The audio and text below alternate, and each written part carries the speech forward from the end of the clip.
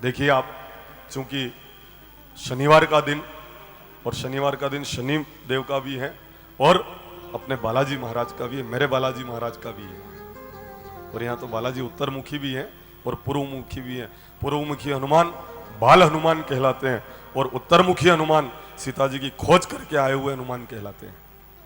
तो वो बालक रूप में भी हैं और वो सीता जी की खोज करके भी यहाँ पर आकर विराजमान है और सीतामऊ में विराजमान है, इसलिए कह सकते हैं कि वो सीता जी की खोज करके पधारे हुए हनुमान है। बोले हनुमान जी महाराज की जय। और हनुमान जी महाराज विद्यावान गुणी अति चातुर, राम काज करीबे को आतुर।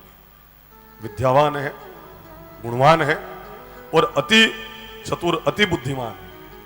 कैसे? बहुत ध्यान से सुनना आप। अब आज हनुमान जी का वार है ना, इसलिए उनकी प्रसन्नता के लिए उनकी महिमा का भी थोड़ा हम यशोगान कर रहे हैं।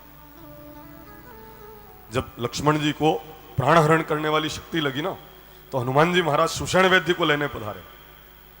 हनुमान जी महाराज सोच रहे हैं ये रावण का डॉक्टर है, ये रावण का वैद्य है, और इसको अगर मैं ले जाऊं उठाकर और वहां जाने के बाद ये कह दे मेरी मशीन घर पे ही रह गई, तो वापस तो इसको ला नहीं पाऊंगा मैं।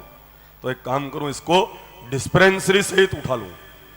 सभी बैग ने, जितने भी मशीन है जांच करने की ने, वो सब इसके घर के साथ वहां पर चली आएगी। ये बहाना कुछ भी नहीं बना पाएगा।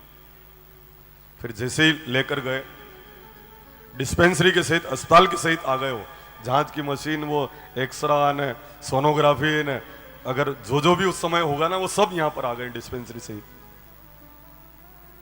कहा कि यहां पर संजीवनी बूटी लेकर आना पड़ेगी सूर्य उदय से पहले। हनुमान जी पधारे। अब वहां जाकर देख रहे हैं कि वहां पर तो कई बूटियां हैं, उस पर्वतराज के ऊपर कई तरह की बूटियां हैं। इसमें से संजीवनी बूटी कौन सी? अगर मैं कोई बूटी लेकर जाऊं और सुषेण वैद्य कह दे ये नहीं दूसरी, तब तक तो सूर्योदय हो जाएगा, डबल आम हुआ। तो एक काम करूं, पूरा मेडिकल स्टोरेज उठा लो, जो होगी वो छांट लेंगे और प्रदान कर देंगे। पूरा का पूरा मेडिकल स्टोरेज उठा लिया है इन्होंने। विद्यावान गुणी अति चातुर, राम काज करीबे को आतुर। पूरा का पूरा मेडिकल स्टोर, पूरा द्रोणगिरी पर्वती उठा के लेके चले आए। भले उसमें वह संजीवनी बूटी का प्रभाव रहा हो या राम जी के चरण का जल रहा हो, पर लक्ष्मण जी सजीव जरूर हुए। हनुमान जी महाराज विद्यावान हैं। हम सब उनसे आशीर्वाद प्राप्त करें और कहें हम विद्वान न बने बालाजी, हम विद्यावान बने, क्योंकि विद्वान और विद्यावान में बहुत अंतर है। रावण विद्वान है और हनुमान जी महाराज विद्यावान है।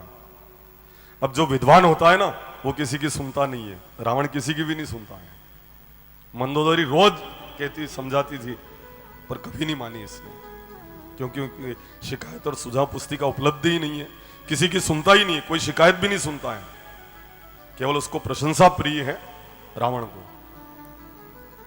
और दूसरी तरफ हम देखें तो हनुमान जी महाराज विद्यावान है, वो सबकी सुनते हैं, राम जी की सेवा में भी रत रहते हैं, लगातार राम जी की सेवा करते हैं।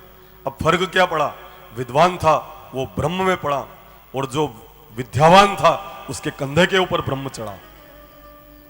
नहीं समझ में आई शायद? एक बार फिर आप सुन लेना। जो विद्वान था वो ब्रह्म में पड़ गया और सीता जी को वो हर कर ले आया, और जो विद्यावान थे उनके कंधे के ऊपर ब्रह्म चढ़ गया। राम जी विराजे हैं हनुमान जी के कंधे के ऊपर, और एक बार नहीं 2 बार विराजे हैं। कब? एक तो जब सुग्रीव से मित्रता कराई तब कंधे के ऊपर उठा के लेके गए, और एक जब पाताल से अहिरावण के वहां से लेके आए तब भी अपने कंधे के ऊपर भगवान राम और लक्ष्मण जी को विराजमान करके लेके आए हैं। तो विद्यावान के कंधे के ऊपर ब्रह्म चढ़ा, पर विद्वान ब्रह्म में पड़ गया। हम